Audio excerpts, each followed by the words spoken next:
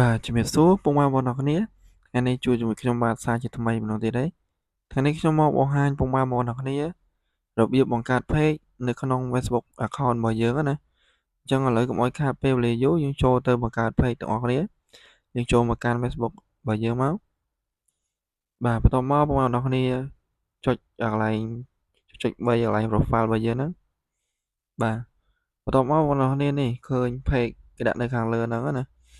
បើសិនជាទូរស័ព្ទបងប្អូនគ្នាអត់ឃើញទេអញ្ចឹងបងប្អូនគ្នាចុចខាងក្រោមនេះគេដាក់ពាក្យថា See More ហ្នឹងយើងចុចលើហ្នឹងមក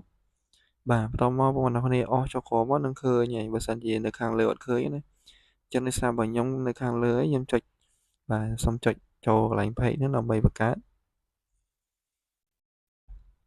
បាទបន្ទាប់មកបងប្អូនគ្នានេះកន្លែងនេះគេដាក់ថា create អញ្ចឹងបងប្អូនគ្នាយកកន្លែងសញ្ញាបូកខាងលើនេះខាងឆ្វេងដៃហ្នឹងបងប្អូនគ្នាចុចកន្លែងហ្នឹងមកបាទបន្ទាប់មកដល់តម្រងបែបនេះបងប្អូនគ្នាយកអាខាងទី2ហ្នឹងមកបាទខាងលើគេដាក់ថា personal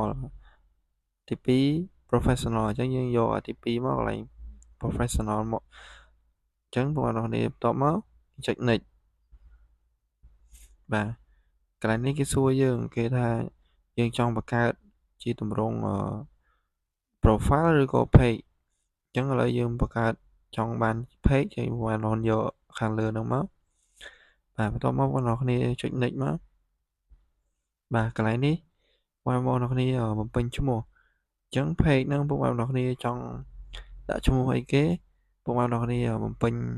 បាទឈ្មោះនៅលើហ្នឹងមកឥឡូវខ្ញុំសូមបំពេញឈ្មោះរបស់ខ្ញុំសិនបាទបន្ទាប់ពីយើងបំពេញហើយយើងចុច done មក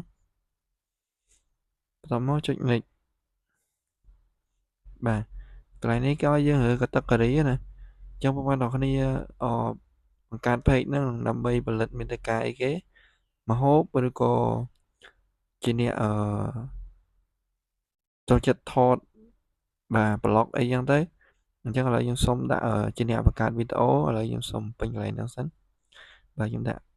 digital បាទនេះខ្ញុំសូមដាក់ digital creator បាទជាអ្នកផលិតវីដេអូអញ្ចឹងបង្កើតវីដេអូអញ្ចឹងខ្ញុំសូមចុចលើហ្នឹងខ្ញុំដាក់តែមួយបានណា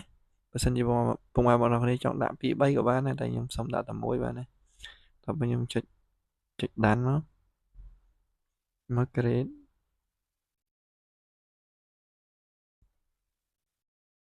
បាទយើងរងចាំតិចបងប្អូន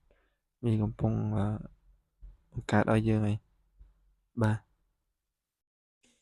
ដល់កន្លែងនេះគេឲ្យយើងដាក់website Gmail លេខទូរស័ព្ទអានេះ address បាទអញ្ចឹងឥឡូវខ្ញុំសូមskip វាសិនដាក់កន្លែងនេះយើងបង្កើត page នេះយើងបើកវារហូត24ម៉ោងឬក៏អត់ទេអញ្ចឹងឥឡូវខ្ញុំសូមដាក់always open ណាខ្ញុំដាក់24មកដោយតមកបងប្អូនគ្នាចុច next មកអញ្ចឹងអាខាងលើនេះបងប្អូនគ្នាចាំបំពេញក្រោយក៏បានដែរអត់អីទេអញ្ចឹងឥឡូវយើងធ្វើការចុច next មកបាទបន្ទាប់មកយើងនឹងបាន page ហើយបងប្អូនគ្នាឥឡូវយើងជោគជ័យហើយនេះយើងបង្កើត page យើងបានហើយតមកបងប្អូនគ្នាចង់ដាក់ profile ឥឡូវក៏បានឬក៏ចង់ដាក់ពេលក្រោយក៏បានដែរបាទអញ្ចឹងយើងចុច next ទៀតមកបាទកន្លែងនេះគេឲ្យយើង add friend ណាឲ្យយើងinvite friend ដែលនៅក្នុង Facebook របស់យើងហ្នឹងដើម្បីឲ្យចូលមកក្នុង page យើងណាអញ្ចឹងបងប្អូនគ្នា invite គាត់មកបាទឥឡូវខ្ញុំសូម invite 5នាក់ចុះតមកចុច next មកបាទអញ្ចឹងកន្លែងនេះយើងចុចដានមកបាទឥឡូវ page យើងបង្កើតបានជោគជ័យ 100% បងប្អូនគ្នាអញ្ចឹងបងប្អូនគ្នាធ្វើការយើងដាក់ profile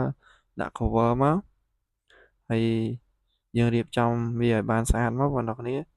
អញ្ចឹងយើងអាចផលិតមាតិកាហើយអាចសាងប្រាក់ចំណូលបានហើយអញ្ចឹងអង្គវីដេអូនេះគឺមានតែប៉ុណ្្នឹងទេបងប្អូនគ្នាជួបខ្ញុំនៅវីដេអូក្រោយទៀតអរគុណសូមជម្រាបលា